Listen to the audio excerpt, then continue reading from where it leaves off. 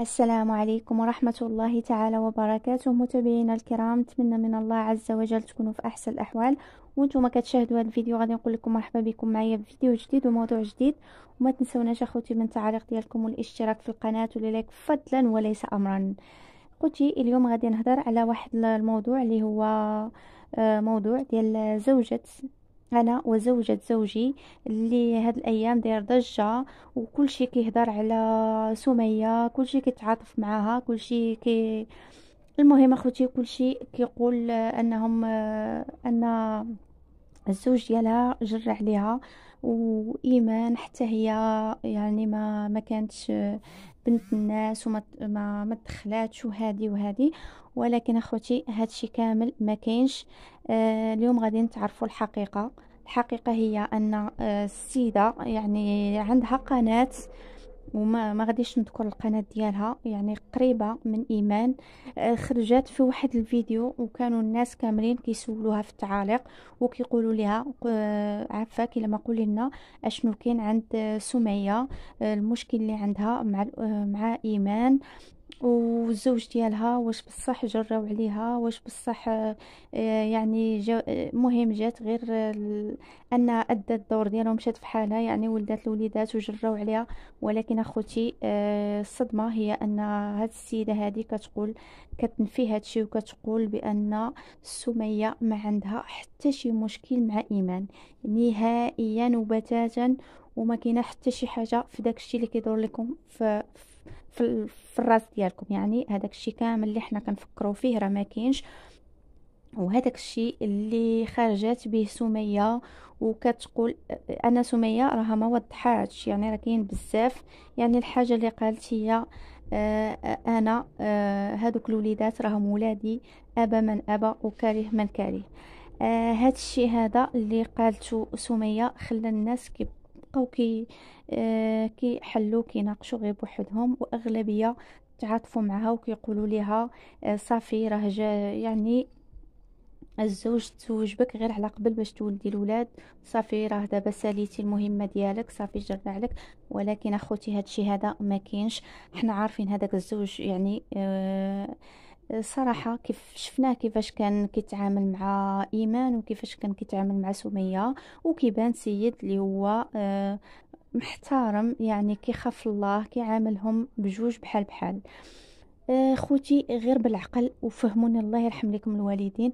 كيفاش سمية عندها مشكل، نفرض عندها مشكل مع إيمان وعندها مشكل مع الزوج ديالها، كيفاش غادي تخلي وليداتها وغادي تهز جلابتها وغادي تمشي في حالها، غتلبس الجلابه ديالها وغادي تخرج هكاك، يعني ما غاديش دي معاها وليداتها. يعني حتى البنت، ها نتوما فكروا غير بعقلكم. حتى البنت اللي والدها يعني مع الزوج الاخر، مع الزوج الاول، راه ما داتهاش. لنفرض كاين شي مشكل هاد الزوج هذا يعني باغي ولادو باغي وليداتو، راه السيده غادي دير البنت ديالها، يعني ما غاديش تخليها معاهم. هادشي هذا الا كان هادشي لنفرض هادشي بصح هو راه ما كاينش. خوتي من هادشي كامل انا الحاجه الوحيده اللي فكرت فيها ان القناه ديالهم الكبيره اللي كانت الاولى مشات. ايمان حطت قناه، مهم فتحت قناه خدامه بها بخير وعلى خير. ما مهم طلعت لها القناه، راه غدا مزيان الله يكمل عليها. سميتها هاد السيده هذه سميه. شافت القناه ديالها، يعني ما بغاتش تعطل، ربما يعني باغا داكشي يطلع بالزربه، ما بغاش تعطل. هادشي البليه خرجت بهادشي وكتقول واش الانسان اللي عنده مشكل والانسان اللي مخلي وليدات والله اعلم بهم وبزاف الحوايج ومخلي ولادو في واحد البلاصه، اللي نفرض هذيك البلاصه انت ما ارتحيتيش فيها، كيفاش ولادك غادي يكونوا مرتاحين وكيفاش كيفاش واحد غادي يخرج وغادي يبقى يقول لكم ها الانستغرام ديالي عافاكم تعاونوا معايا فيه، طلعوا لي التيك توك، طلعوا لي الفيسبوك، طلعوا كيفاش هادشي؟ واش ما فهمتش، واش انت اختي كيهمك غير هاد المواقع التواصل الاجتماعي كاملين يطلعوا باغا كلشي بالزربه وباغا كلشي بغيتي هاد المواقع كاملين يطلعوا؟ لا يمكن. يعني الهدف ديالك، انا راه ماشي ضدك، ولكن كنقول الاستنتاج ديالي كيفاش هاد السيده يعني بغات هاد المواقع كاملين تربح فيهم وبغات هادشي كامل يطلع. يعني الهدف ديالها الى جينا نشوفوا ماشي الاولاد وماشي بزاف د الحوايج. الهدف ديالها هما هاد المواقع وهاد القناه والتيك توك والفيسبوك وهذا الشيء هو يطلع ليها، وان الهدف ديالها هو الربح. ما كاين لا هذه ولا هذه. كتقول لنا ما نقول لكم حتى شي حاجه حتى تفعل القناه راه كيبان ليا انا حيت تبارك الله عندها المشاهده طالعه. يعني فيديو واحد تقدر تفعل ليها القناه، تقدر تكمل الشروط كاملين في فيديو واحد. يعني راه فيديو واحد شفنا شحال ضرب ليها ديال المشاهده. يعني فيديو واحد تقدر صافي تطلع، المهم طلع ليها القناه، تفعل ليها كل شيء هو هذاك.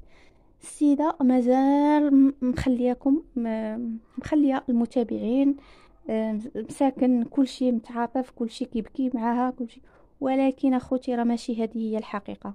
ها نتوما وها انا.